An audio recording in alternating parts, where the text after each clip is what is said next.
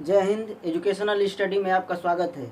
जैसा कि आप लोग जानते हैं कि हम लोग केमिस्ट्री को वनडे एग्जाम के हिसाब से कवर करते हुए चल रहे हैं, जिसमें हम लोगों ने परमाणु संरचना, एटॉमिक स्ट्रक्चर शुरू किया था, जिसमें हम लोगों ने कल की क्लास में पढ़े थे एटॉमिक कॉन्फ़िगरेशन, इलेक्ट्रॉनिक विन्यास कैसे निकालते हैं, जिसमें हम लोगों ने पढ़ा था कि अपबाउ के नियम के हिसाब से हम लोग इलेक्ट्रॉनिक विन्यास कैसे निकालेंगे, पाउली के अपमार्जक नियम के हिसाब से और हुंड के नियम के हिसाब से हम लोगों ने अब इलेक्ट्रॉनिक विन्यास निकालना सीखे थे, जिसमें हम लोगों को अफबाऊ ने बताया था कि किसी भी इलेक्ट्रॉन को उसके एनर्जी लेवल के हिसाब से हम लोग उसको उसके ऑर्बिटर में या कक्षक में भरते हैं। जिसकी एनर्जी लेवल सबसे कम होगी उसकी इलेक्ट्रॉनों की संख्या नाभिक के पास वाले ऑर्बिट में भरी जाएंगी, जिसमें हम लोगों ने पढ़ा था बोर का परमाणु मॉडल, जिसमें उन्होंने बताया था कि नाभिक के चारों ओर इलेक्ट्रॉन चक्कर लगाते हैं और प्रत्येक इलेक्ट्रॉन अपने अपने ऊर्जा स्तर में रहते हैं, जिसमें उन्होंने ऊर्जा स्तर का नाम दिया था K, L, M और N, जिसमें उन्होंने बताया था एक फार्मूला के आधार पर 2n² फार्मूला के आधार पर बताया था कि K में 2, L में 8, M में 18 और N में 32 इलेक्ट्रॉन भरे जाएंगे। उसी प्रकार से अफवाहों ने हमें बताया था कि किसी भी एटम का, किसी भी परमाणु का इलेक्ट्रॉनिक विन्यास निकालने के लिए सबसे पहले उसे एनर्जी लेवल के हिसाब से हम लोग उसमें इलेक्ट्रॉनों की संख्या को भरेंगे। जिसकी एनर्जी लेवल कम होगी उसमें इलेक्ट्रॉनों की संख्या K के सब ऑर्बिट्स S में, उसके बाद P, SP, जिसमें हम लोगों ने K के सब ऑर्बिट में S, L के सब ऑर्बिट में SP, M के सब ऑर्बिट में SPD और N के सब ऑर्बिट में SPD और F उपकक्षक पढ़े थे, जिसमें हम लोगों ने देखा था कि अफबाऊ के नियम के हिसाब से हम लोग इलेक्ट्रॉनिक कॉन्फ़िगरेशन कैसे निकालेंगे। इसमें इन्होंने बताया था कि S में 2 इलेक्ट्रॉन भरे जाएंगे S सब ऑर्बिट में, P सब ऑर्बिट में 6 इलेक्ट्रॉन भरे जाएंगे, D सब ऑर्बिट में 10 इलेक्ट्रॉन, P सब ऑर्बिट में, F सब ऑर्बिट में 14 इलेक्ट्रॉन भरे जाएंगे, जिसमें हम लोगों ने इलेक्ट्रॉनिक कॉन्फ़िगरेशन निकालने के लिए पढ़ा था 1s2, 2s2, 2p6, 3s2, 3p6, 4s2, 3d10। इसके हिसाब से हम लोगों ने इलेक्ट्रॉनिक कॉन्फ़िगरेशन निकालना सीखे थे, जिसमें हम लोग कार्बन, नाइट्रोजन और नियान का एटॉमिक कॉन्फ़िगरेशन निकालेंगे, जिसमें कार्बन का परमाणु क्रमांक 6, नाइट्रोजन का परमाणु क्रमांक 7 और नियान का परमाणु क्रमांक 10 होता है, जिसको निकालेंगे हम लोग अफबाऊ के नियम के हिसाब से 1s2, 2s2,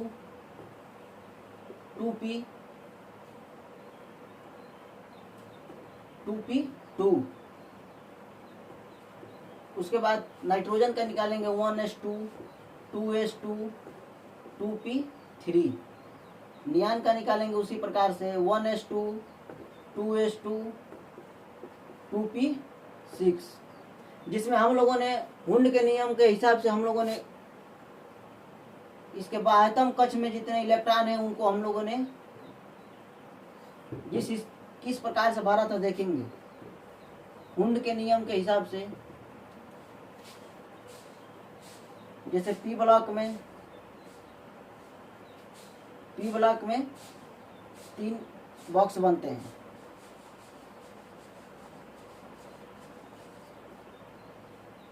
जिसमें इलेक्ट्रॉनों की संख्या 2 है। तो इसको भरेंगे इस प्रकार से। उसी प्रकार से नियान में देखेंगे, नियान में इलेक्ट्रॉनों की संख्या 3 है।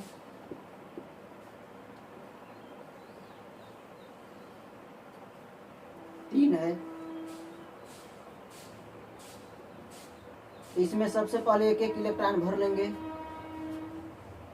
उसके बाद नियान को देखेंगे, नियान में इलेक्ट्रॉनों की संख्या, बाह्यतम कक्ष में इलेक्ट्रॉनों की संख्या 6 है,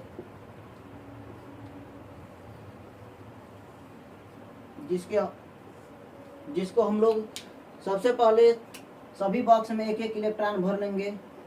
उसके बाद शेष बचे हुए इलेक्ट्रॉनों को फिर से उसी बॉक्स में विपरीत दिशा में भरेंगे।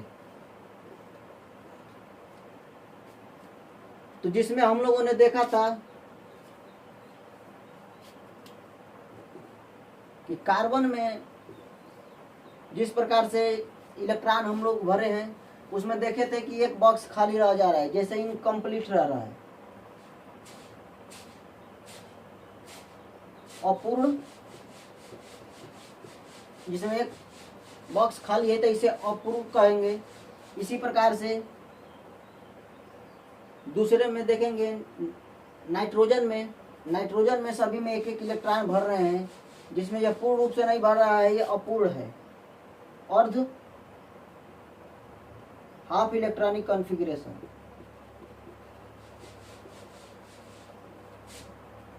तीसरे में देखेंगे हम लोग नियान में सभी बॉक्स में इलेक्ट्रॉन पूर्ण रूप से भर जा रहे हैं। इसे हम लोग कंप्लीट इलेक्ट्रॉनिक कॉन्फ़िगरेशन कहेंगे। इससे पहले हम लोगों ने बोर के परमाणु मॉडल में पढ़ा था कि किसी भी एटम को, किसी भी परमाणु को स्टेबल होने के लिए उसे अपने बाह्यतम कक्ष में कम से कम इलेक्ट्रॉनों की अष्टक पूरा करना होगा। उसमें इलेक्ट्रॉनों की संख्या 8 होगी। बोर ने बताया था कि कोई भी परमाणु स्टेबल होने के लिए, स्थिर होने के लिए, उसके बाह्यतम कक्ष में इलेक्ट्रॉनों की संख्या 8 होनी चाहिए, उसकी अष्टक पूरा होनी चाहिए। तो जिसमें हम लोगों ने देखा था कि कार्बन, नाइट्रोजन और नियान में, जो नियान है, नियान ये पूर्ण रूप से स्टेबल है। इसके बाद नाइट्रोजन को देखेंगे, ये हाफ इलेक्ट्रॉनिक कॉन्फ़िगरेशन है, ये आधा पूर्ण रूप से भरा हुआ नहीं है, आधा भरा हुआ है। इसी प्रकार कार्बन में देखेंगे, ये अपूर्ण इलेक्ट्रॉनिक कॉन्फ़िगरेशन है, जिसमें हम लोगों ने स्टेबिलिटी के आधार पर इसे इस प्रकार से देखा कि नाइट्रोजन, नियान पूर्ण रूप से स्टेबल है, उसके बाद नाइट्रोजन, उसके बाद कार्बन। उसी प्रकार से हम लोग देखेंगे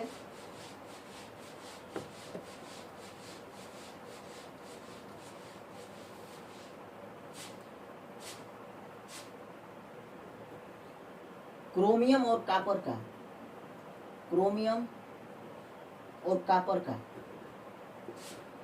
कॉपर का परमाणु क्रमांक 29, क्रोमियम का परमाणु क्रमांक 24 होता है, जिसका इलेक्ट्रॉनिक कॉन्फ़िगरेशन निकालेंगे हम लोग 1s2, 2s2, 2p6, 3s2, 3p6, 4s2, 2 2 4 6 10, 2 12 6 18, 2 20, 3d4। उसी प्रकार से हम लोग कॉपर का निकालेंगे electronic configuration 1s2, 2s2, 2p6, 3s2, 3p6, 4s2 3d9 3d9। इसमें हम लोग इसमें हुंड के नियम के हिसाब से भरेंगे। क्रोमियम में तो डी ब्लॉक में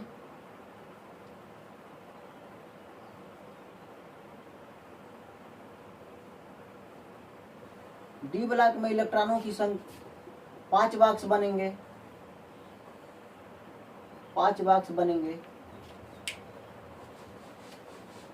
1 2 3 4 5, जिसमें हम लोग इसके बाह्यतम कक्ष में इलेक्ट्रॉनों की संख्या को भरेंगे। इसके बाह्यतम कक्ष में इलेक्ट्रॉनों की संख्या 4 है, इसको भरेंगे। तो अभी एक बॉक्स पूर्ण रूप से खाली रह जा रहा है। तो यह 3d जो है इलेक्ट्रॉनों 3d पर 4 इलेक्ट्रॉन है, यह s ब्लॉक से एक इलेक्ट्रॉन ले लेगा, जिससे s ब्लॉक एक इलेक्ट्रॉन d ब्लॉक को दान कर देगा। तो इसमें इलेक्ट्रॉनों का कॉन्फ़िगरेशन बनेगा 1s2 2s2 2p6 3s2 3p6 4s1 3d5। तो जिसमें इलेक्ट्रॉन को खाली हुए बॉक्स में भर देंगे, जिससे यह हाफ स्टेबल हो गया। उसी प्रकार से कॉपर को निकालेंगे।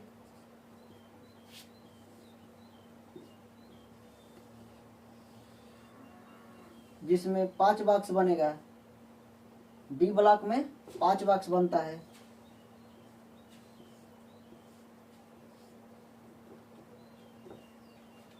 जिसमें हम लोग इलेक्ट्रॉन को भरेंगे। इसके बाह्यतम कक्ष में डी ब्लॉक में 9 इलेक्ट्रॉन है, तो इसको भरेंगे। सबसे पहले एक एक इलेक्ट्रॉन सभी बॉक्स में भर लेंगे। उसके बाद बचे हुए इलेक्ट्रॉनों को उसके विपरीत दिशा में भरेंगे। 1 2 3 4 5 6 7 8 9। और इसको पूर्ण रूप से स्टेबल होने के लिए एक इलेक्ट्रॉन की आवश्यकता है। कॉपर को पूर्ण रूप से स्टेबल होने के लिए एक इलेक्ट्रॉन की आवश्यकता है, जो डी सब ऑर्बिट एस सब ऑर्बिट से एक इलेक्ट्रॉन ले लेगा, जिससे इसका electronic configuration 1s2 2s2 2p6 3s2 3p6 4s1 3d10 बनेगा, जिससे एक इलेक्ट्रॉन इसमें डी ब्लॉक में बढ़ जाएगा, जिससे एक इलेक्ट्रॉन को इसमें इंक्रीज कर देंगे, जिससे यह पूर्ण रूप से स्टेबल हो जाएगा। कॉपर पूर्ण रूप से स्टेबल हो जाएगा। जिसमें हम लोगों ने देखा था कि कॉपर के बाह्यतम कक्ष में डी ब्लॉक में 4 इलेक्ट्रॉन था। उसी प्रकार से क्रोमियम के डी ब्लॉक में 4 इलेक्ट्रॉन था। कॉपर के डी ब्लॉक में 9 इलेक्ट्रॉन था। तो हम लोगों ने यह देखा कि यह क्रोमियम जो है एक एस ब्लॉक से एक इलेक्ट्रॉन ले रहा है। यहाँ पर भी डी ब्लॉक एस ब्लॉक से एक इलेक्ट्रॉन ले रहा है। यदि एटॉमिक कॉन्फ़िगरेशन निकालते समय डी ब्लॉक के बाह्यतम कक्ष में 4 इलेक्ट्रॉन और डी ब्लॉक के बाह्यतम कक्ष में 9 इलेक्ट्रॉन होंगे, और पास में यदि एस ब्लॉक होगा तो उससे एक इलेक्ट्रॉन लेकर वह अपनी स्टेबिलिटी को पूरा कर लेगा। जिससे हमें यह पता चलता है कि यदि डी ब्लॉक में 4 इलेक्ट्रॉन या 9 इलेक्ट्रॉन होगा, उसके यदि पास में एस ब्लॉक होता है तो उससे एक इलेक्ट्रॉन लेकर अपना स्टेबिलिटी को पूरा कर लेगा। तो इस प्रकार से हम लोगों ने देखा कि कॉपर में एस ब्लॉक से एक इलेक्ट्रॉन लेकर अपना स्टेबिलिटी को पूरा किया, और क्रोमियम में एक इलेक्ट्रॉन लेकर अपने स्टेबिलिटी को पूरा किया। जिसमें हम लोग आगे पढ़ेंगे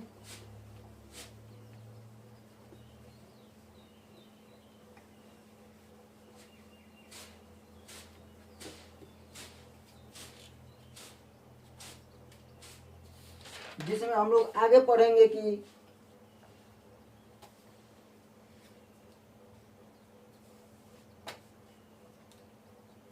नोबल गैसों के आधार पर हम लोग इलेक्ट्रॉनिक कॉन्फ़िगरेशन कैसे निकालेंगे। किसी भी परमाणु का नोबल गैसों के हिसाब से उत्कृष्ट गैसों के आधार पर हम लोग परमाणु इलेक्ट्रॉनिक विन्यास कैसे निकालेंगे, जिसमें हम लोग नोबल गैसों में helium, neon, krypton, helium, neon, argon, krypton, xenon, radon और ऑक्सीजन आते हैं, जिसमें हीलियम का परमाणु क्रमांक 2, नियान का परमाणु क्रमांक 8, आर्गन का परमाणु क्रमांक 18, क्रिप्टॉन का परमाणु क्रमांक 36, जिनान का परमाणु क्रमांक 54, रेडॉन का परमाणु क्रमांक 86 और ऑक्सीजन का परमाणु क्रमांक 118 होगा,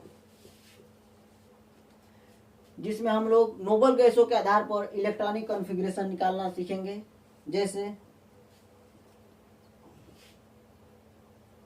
सोडियम 11, जिसका इलेक्ट्रॉनिक कॉन्फ़िगरेशन निकालेंगे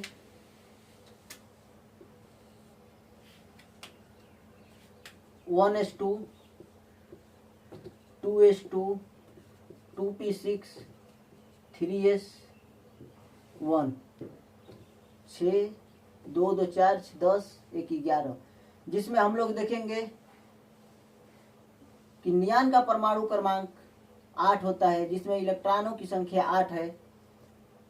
तो हम लोग 1s2, 2s2 और 2p6 के स्थान पर नियान लिख देंगे, नियान, उसके बाद 3s1,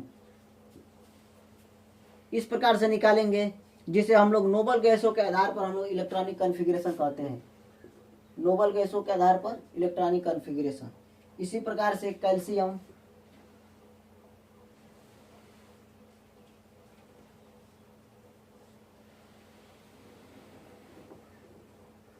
कैल्शियम,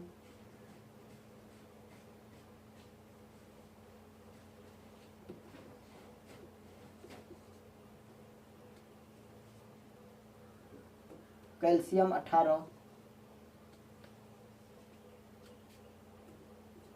जिसमें हम लोग इसका परमाणु क्रमांक निकालेंगे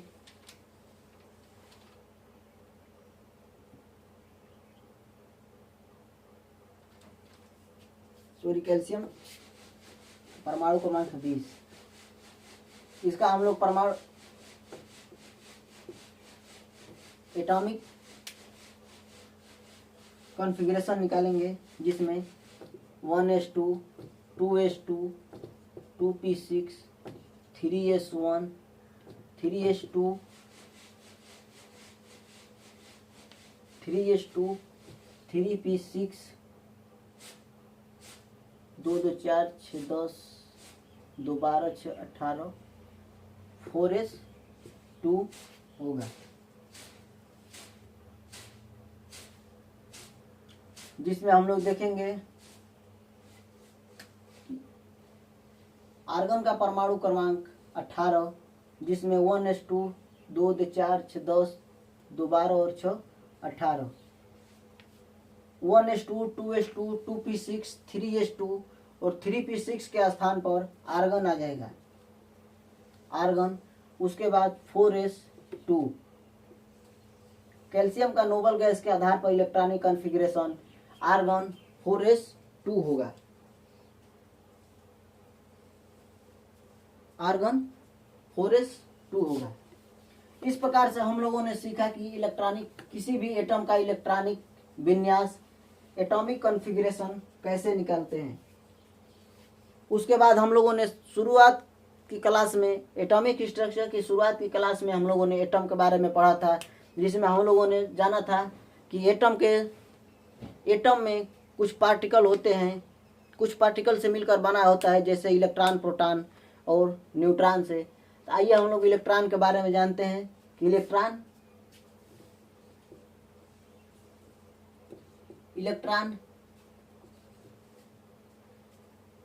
इलेक्ट्रॉनों की खोज सबसे पहले जे थॉम्सन नामक वैज्ञानिक ने की। जे थॉम्सन,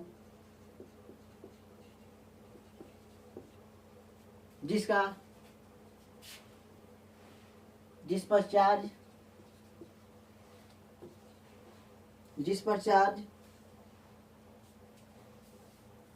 1.6 गुणे 10 के पावर -19 कूलाम होता है। 1.6 गुणे 10 के पावर -19 कूलाम होता है। -19 कूलाम। इलेक्ट्रॉन की खोज जे थॉम्सन नामक वैज्ञानिक ने की, जिसकी आवेश 1.6 गुणे 10 के पावर -19 कूलाम होता है, जिसमें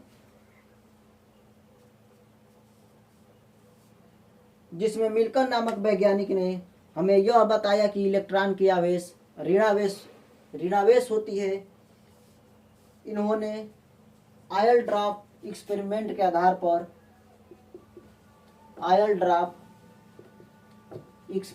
के आधार पर तेल बूंद प्रयोग के आधार पर तेल बूंद अनुप्रयोग के आधार पर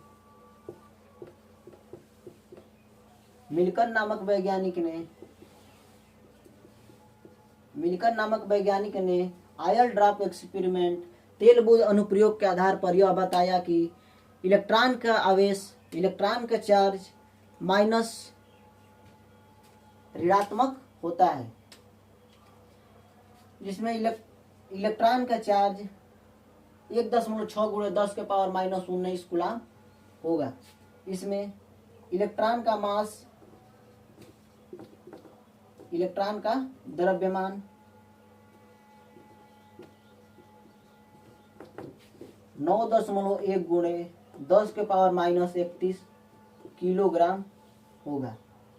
9.1 गुणे 10 के पावर -31 कूलाम होगा, जिसमें हम लोगों ने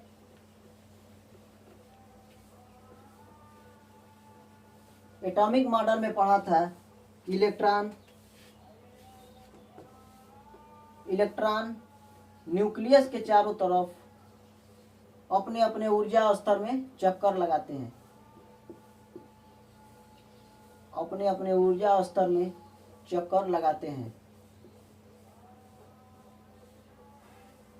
इलेक्ट्रॉन जिस अपने ऊर्जा स्तर में होते हैं या जिस ऑर्बिट में होते हैं,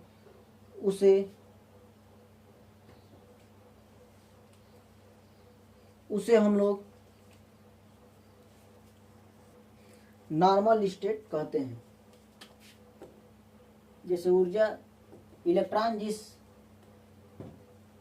नॉर्मल वेव में होगा उसे नॉर्मल स्टेट कहेंगे।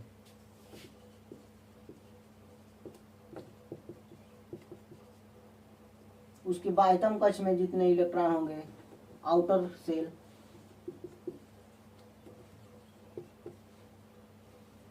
जिस ऑर्बिट में जिस वृत्तीय पथ पर यह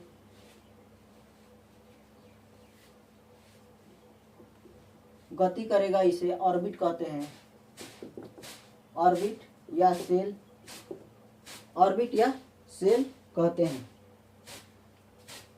जिसके बाह्यतम कक्ष में इलेक्ट्रॉनों की संख्या, बाह्यतम कक्ष को वैलेंस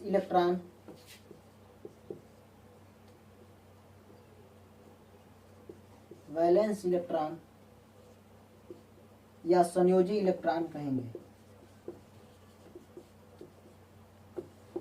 वैलेंस इलेक्ट्रॉन या संयोजी इलेक्ट्रॉन कहेंगे। संयोजी इलेक्ट्रॉन केमिकल बॉन्ड, रासायनिक बंध रासायनिक बंध, रासायनिक अभिक्रिया,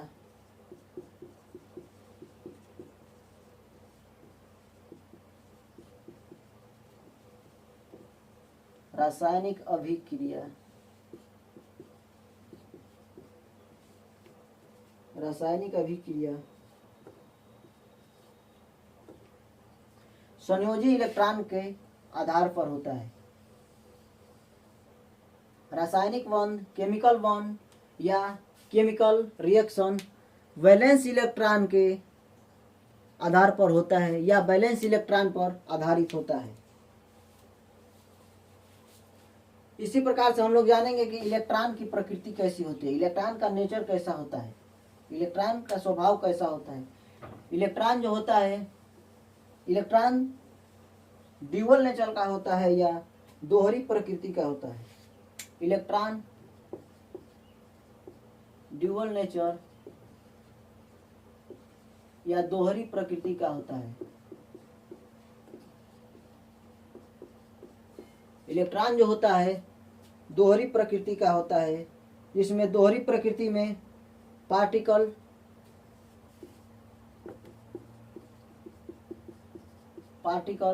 और वेव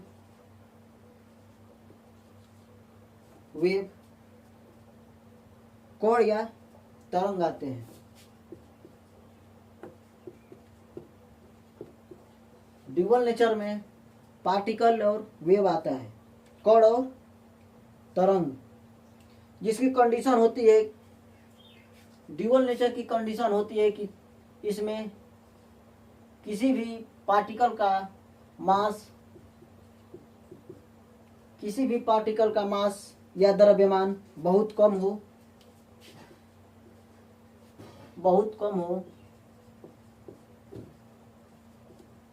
और वेलोसिटी या वेग शून्य के बराबर न हो। ड्यूअल नेचर का कंडीशन होता है कि इसमें मास बहुत कम होना चाहिए और इसकी वेलोसिटी वेग शून्य के बराबर न होना चाहिए, जिसमें हम लोग जानते हैं कि इलेक्ट्रॉन का मास 9.1 × 10⁻³ किलोग्राम होता है। यह नगण्य के बराबर होता है। 9.1 × 10⁻³ कूलाम आवेश होता है, जो नगण्य के बराबर होता है। तो यह इस कंडीशन को फॉलो करता है कि मास बहुत कम होना चाहिए, मास बहुत कम होना चाहिए।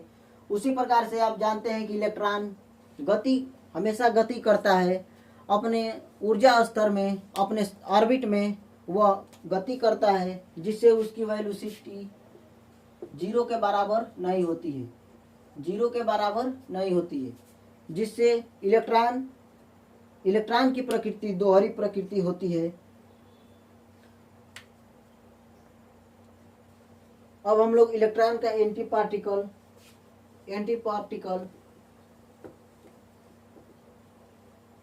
या इलेक्ट्रॉन का प्रतिकण के बारे में जानेंगे।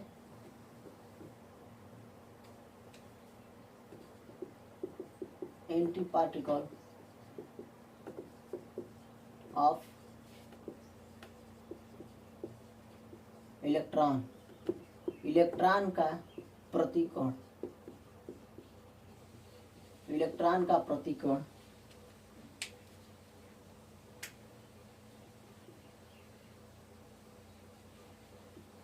एंटी पार्टिकल में मास समान होता है, मास समान होता है।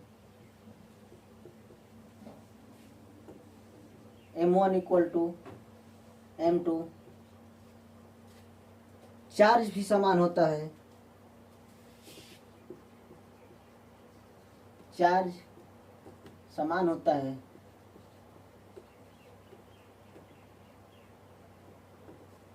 चार्ज भी समान होता है, जिसमें इलेक्ट्रॉन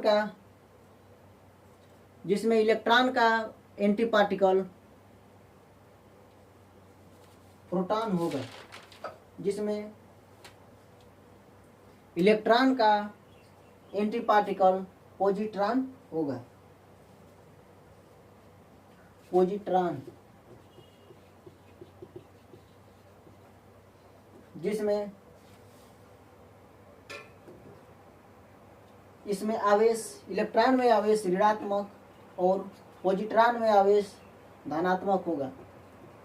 इसमें आवेश सिर्फ चेंज होता है, आवेश सिर्फ इसका आवेश का चिन्ह बदलता है। इस इलेक्ट्रॉन में ऋण आवेश और पॉजिट्रॉन में धन आवेश होता है।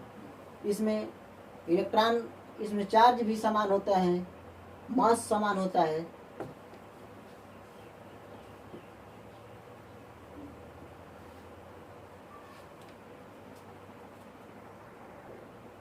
पॉजिट्रॉन की खोज एंडरसन नामक वैज्ञानिक ने की। एंडरसन नामक वैज्ञानिक ने पॉजिट्रॉन की खोज की।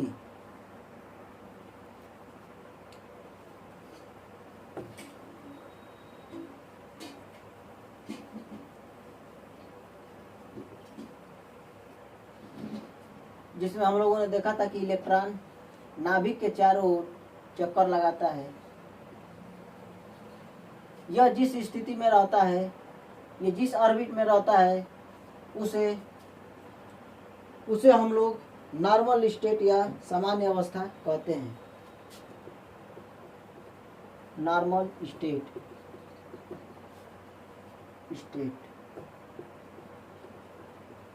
सामान्य अवस्था।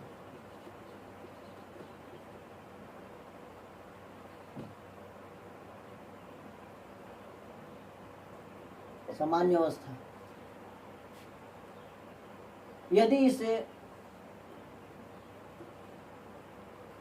इसे कुछ एनर्जी गेन करा दिया जाए, इसे कुछ एनर्जी दे दिया जाए, तो यह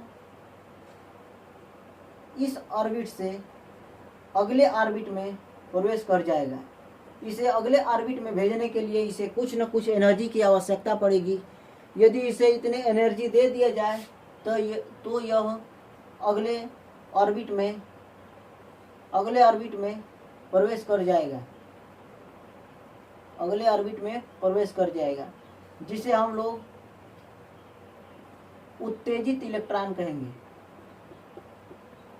उत्तेजित इलेक्ट्रॉन कहेंगे। उत्तेजित इलेक्ट्रॉन या एक्साइटेड इलेक्ट्रॉन। एक्साइटेड यानी उत्तेजित इलेक्ट्रॉन कहेंगे। यदि यह इलेक्ट्रॉन यदि फिर से अपने नॉर्मल स्थिति में आना चाहेगा, तो इसे कुछ न कुछ ऊर्जा जो है इंक्रीज करना पड़ेगा, जिससे वह अपनी पुरानी अवस्था में वापस चला आए। तो यह अपनी पुरानी अवस्था में वापस आएगा, नॉर्मल स्टेज में वापस आएगा, तो यह गामा नामक किरण उत्सर्जित करता है। गामा किरण उत्सर्जित करता है। गामा किरण उत्सर्जित करता है।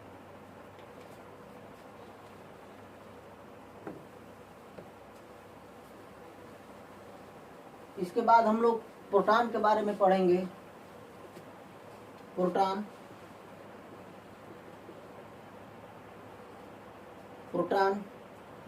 प्रोटॉन की खोज गोल्डस्टेन नामक वैज्ञानिक ने की। प्रोटॉन की खोज, प्रोटॉन के जनक, फादर ऑफ प्रोटॉन,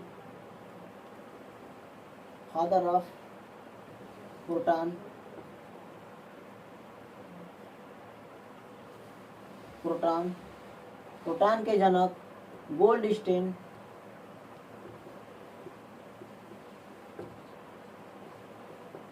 गोल्डस्टेन नामक वैज्ञानिक ने की। प्रोटॉन शब्द जो है, प्रोटॉन शब्द रदरफोर्ड नामक वैज्ञानिक ने दी। रदरफोर्ड नामक वैज्ञानिक ने प्रोटॉन शब्द दिया।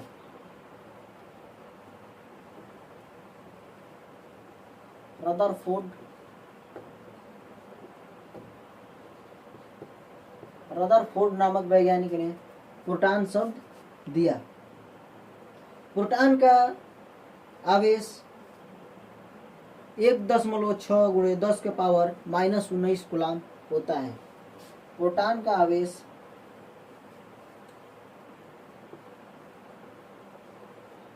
आवेश प्लस में होता है 1.6 गुणे 10 के पावर -19 कूलाम होता है। इसकी मास, इसका द्रव्यमान 1.672 गुणे 10 के पावर -27 किलोग्राम होता है। 672 गुणे 10 के पावर -27 किलोग्राम होता है। अब हम लोग जानेंगे कि प्रोटॉन ड्यूअल नेचर का है या नहीं। तो प्रोटॉन का द्रव्यमान 1.672 गुणे 10 के पावर -27 किलोग्राम होता है। जो यह ड्यूअल नेचर की कंडीशन को फॉलो करता है कि इसका मास जो होना चाहिए बहुत कम होना चाहिए, जिसको फॉलो कर रहा है। इसकी पहली कंडीशन को फॉलो कर रहा है।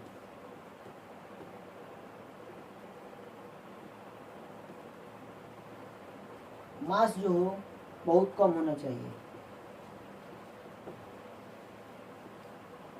इसकी पहली कंडीशन को फॉलो कर रहा है, जबकि दूसरी कंडीशन यह थी कि इसकी वेग 0 नहीं होना चाहिए। तो हम लोग जानते हैं कि प्रोटॉन जो होता है नाभिक में स्थिर रहता है, जो एक निर्जीव के समान होता है। यह गति नहीं करता है, जिससे यह ड्यूअल प्रकृति का नहीं होगा। इसका जो है वेग 0 होगा, इसका वेग जो है 0 होगा, जिससे यह ड्यूअल प्रकृति का नहीं होगा। इसके बाद हम लोग जानेंगे न्यूट्रॉन के बारे में। न्यूट्रॉन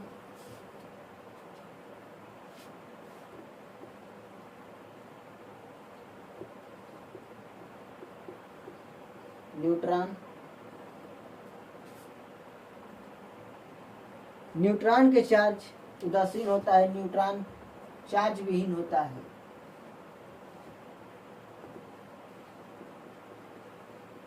न्यूट्रॉन जो होता है चार्ज विहीन या उदासीन होता है। इसका द्रव्यमान 1.674 गुणे 10 के पावर -27 किलोग्राम होता है।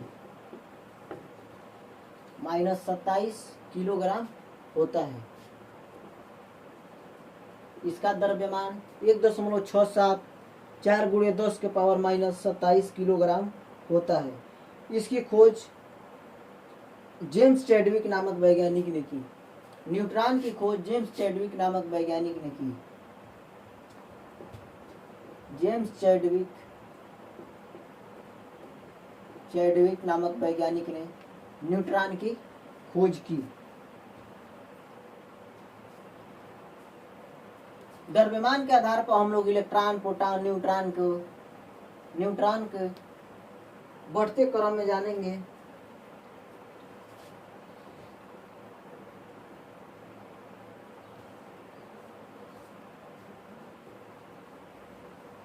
मास, द्रव्यमान, चार्ज और मास, चार्ज और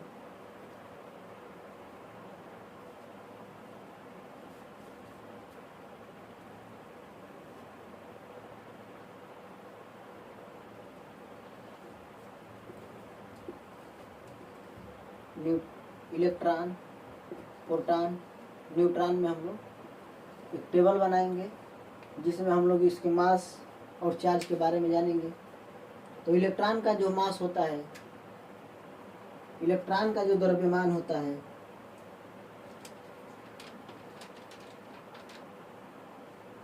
9.1 गुणे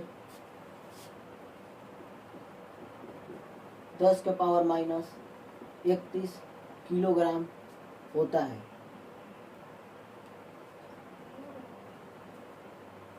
प्रोटॉन का चार्ज जो होता है 1.672 गुणे 10⁻27 किलोग्राम होता है।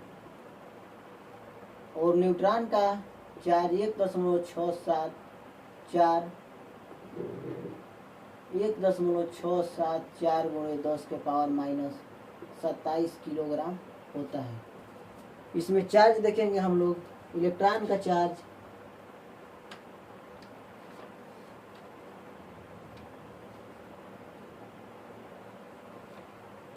1.6 गुणे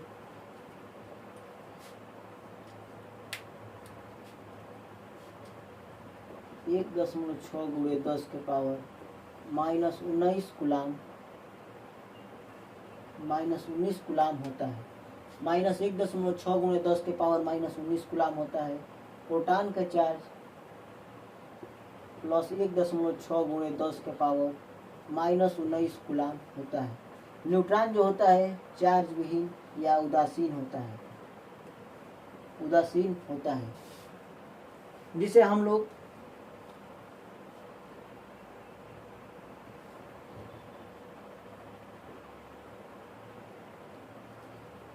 लोग इसके द्रव्यमान को, इसके मास को बढ़ते हुए क्रम में देखेंगे कि न्यूट्रॉन का जो मास है, द्रव्यमान है सबसे ज़्यादा, उसके बाद प्रोटॉन का द्रव्यमान, उसके बाद इलेक्ट्रॉन का द्रव्यमान सबसे कम है। तो परमाणु में सबसे कम द्रव्यमान जो होता है इलेक्ट्रॉन का होता है। इससे हमें पता चला कि इलेक्ट्रॉन का सबसे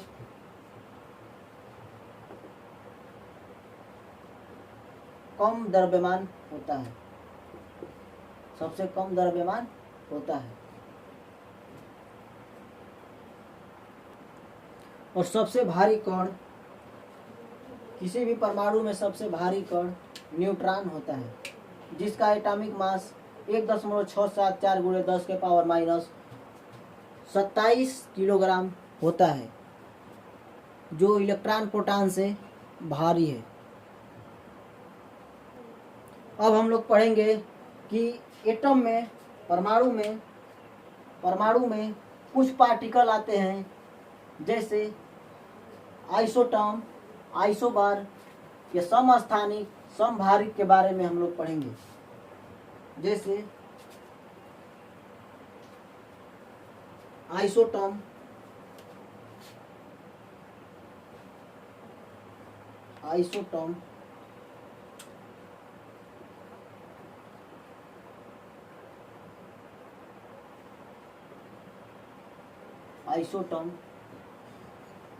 या समस्थानिक, आइसोटॉम या समस्थानिक।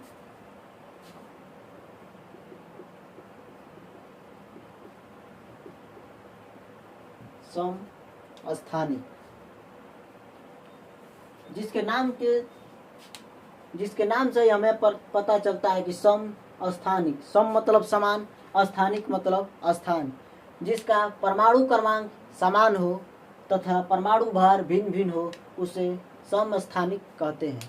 समस्थानिक जिस किसी परमाणु का यदि परमाणु क्रमांक समान तथा परमाणु भार भिन्न भिन्न हो, उसे हम लोग समस्थानिक या आइसोटॉम कहते हैं। जैसे हम लोग जानेंगे कि हाइड्रोजन का समस्थानिक, हाइड्रोजन का 3 समस्थानिक होता है। पहला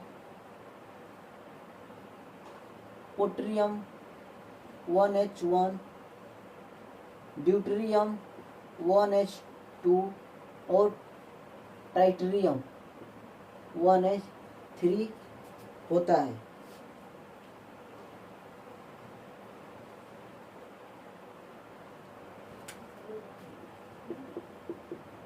पोट्रियम, ड्यूटेरियम और ट्राइटेरियम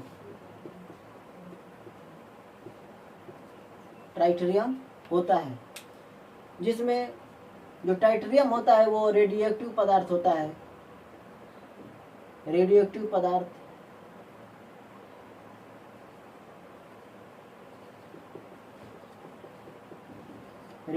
पदार्थ होता है।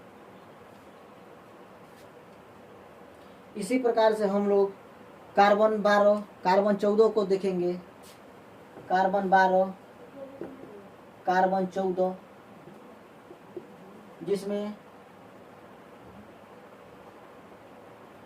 जिसमें इसके परमाणु क्रमांक समान तथा परमाणु भार भिन्न भिन्न है। इसे हम लोग समस्थानिक कहेंगे। इसमें हम लोग एक चार्ट बनाएंगे। चार्ट के माध्यम से देखेंगे कि इसमें प्रोटॉनों की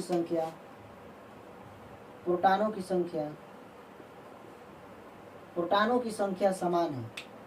जिसमें प्रोटॉनों की संख्या समान है। पोट्रियम में 1 प्रोटॉन है, ड्यूटेरियम में 1 प्रोटॉन है और टाइटेरियम में 1 प्रोटॉन है। इसमें इलेक्ट्रॉन की संख्या देखेंगे।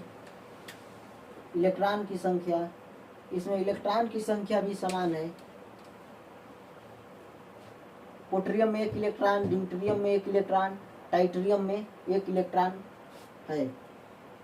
इसके बाद हम लोग इसके इलेक्ट्रॉनिक कॉन्फ़िगरेशन को देखेंगे। इलेक्ट्रॉनिक विन्यास। इसके इलेक्ट्रॉनिक विन्यास बाइतम कक्ष में 1 इलेक्ट्रॉन, इसका इलेक्ट्रॉनिक विन्यास 1, इसका भी ड्यूटेरियम का इलेक्ट्रॉनिक विन्यास 1, टाइटेरियम का भी इलेक्ट्रॉनिक विन्यास 1 होगा।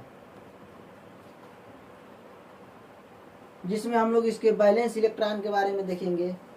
बैलेंस इलेक्ट्रॉन, इस पोट्रियम में भी बैलेंस इलेक्ट्रॉन 1, ड्यूटेरियम में बैलेंस इलेक्ट्रॉन 1, ट्राइटेरियम में बैलेंस इलेक्ट्रॉन 1 होगा। इसमें हम लोग न्यूट्रॉनों की संख्या को देखेंगे। तो पोट्रियम में न्यूट्रॉनों की संख्या 0, ड्यूटेरियम में न्यूट्रॉनों की संख्या 1 और टाइटेरियम में न्यूट्रॉनों की संख्या 2 होगी। जिसमें हम लोगों ने देखा हाइड्रोजन के समस्थानिक में इलेक्ट्रॉन प्रोटॉन, इलेक्ट्रॉनिक कॉन्फ़िगरेशन और वैलेंस इलेक्ट्रॉन समान है, परंतु न्यूट्रॉनों की संख्या भिन्न भिन्न है।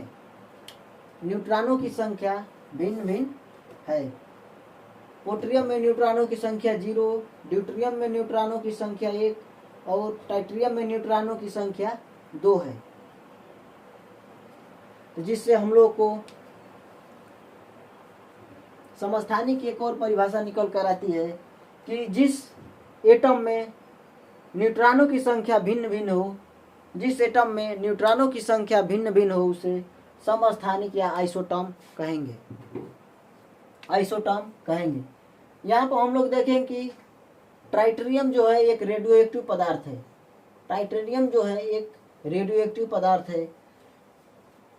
तो रेडियोएक्टिव पदार्थ को निकालने का सबसे आसान तरीका, यदि किसी भी परमाणु का किसी भी एटम का यदि किसी भी एटम में न्यूट्रॉनों की संख्या जो है परमाणु क्रमांक या एटॉमिक नंबर की संख्या से अधिक हो, उसे हम लोग रेडियोएक्टिव पदार्थ कहेंगे।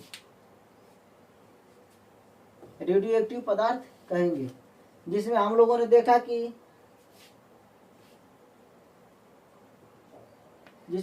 देखा कि टाइटेरियम में न्यूट्रॉनों की संख्या 2 है, जो उसके एटॉमिक नंबर से अधिक है, तो इसे हम लोग रेडियोएक्टिव पदार्थ कहेंगे। इसके बाद हम लोग इसके आगे पढ़ेंगे आइसोबार या समभारिक। आइसोबार या समभारिक।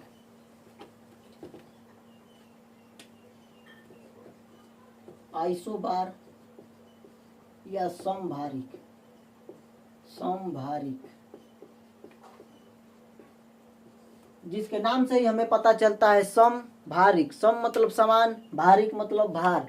यदि किसी एटम, किसी परमाणु का यदि परमाणु क्रमांक समान तथा परमाणु भार भिन्न भिन्न हो, उसे हम लोग आइसोबार या समभारिक कहेंगे। जैसे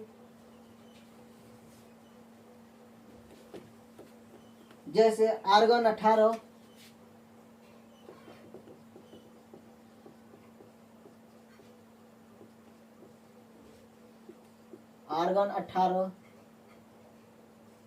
जिसका परमाणु भार 40, कैल्शियम 20 जिसका परमाणु भार 40 होता है।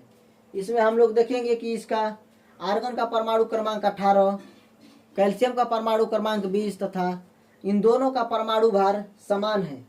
इन दोनों का परमाणु क्रमांक समान है। इसमें हम लोग एक चार्ट बनाकर देखेंगे कि इसमें चार्ट बनाएंगे तो देखेंगे हम लोग इसमें आर्गन में प्रोटॉनों की संख्या 18 तथा कैल्शियम में प्रोटॉनों की संख्या 20। इसी प्रकार आर्गन में इलेक्ट्रॉनों की संख्या 18 तथा कैल्शियम में इलेक्ट्रॉनों की संख्या 20।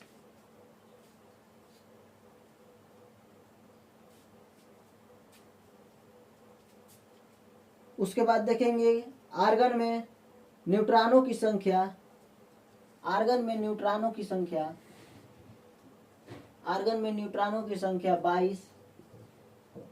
तथा कैल्शियम में न्यूट्रॉनों की संख्या 20 है।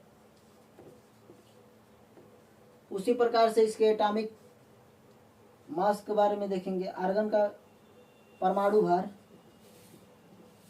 40 तथा कैल्शियम का परमाणु भार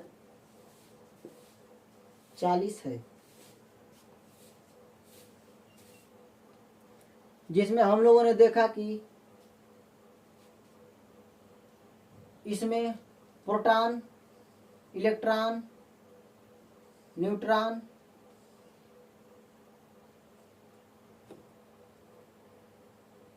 और इसके एटॉमिक मास, परमाणु भार जो है सभी भिन्न भिन्न आ रहे हैं।